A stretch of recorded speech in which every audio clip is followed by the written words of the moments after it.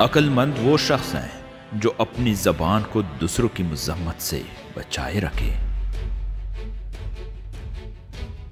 दाना की पहचान ये है कि वो अपने इर्द गिर्द ऐसे लोगों को जमा कर लेता है जो खुश आमदी ना हो और जो इसकी गलतियों पर टोकते रहें।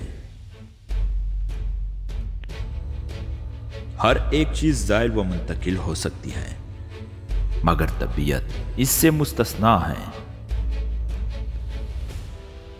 बदतर वो है जिसमें हया कम है, जो अपने दोस्त के बुरे कामों से बंदुन नसाया के जरिए बाज नहीं रखता, वो दोस्ती के काबिल नहीं।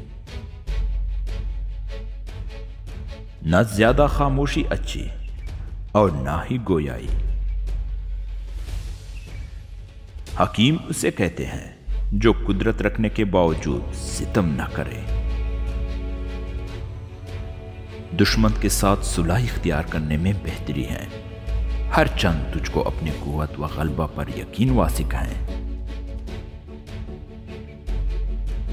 तमाम लोगों को देगा कि फजीलत की तमन्ना जरूर रखते हैं, मगर उसे हासिल करने के लिए हर किसी को कम राग़िब पाया है।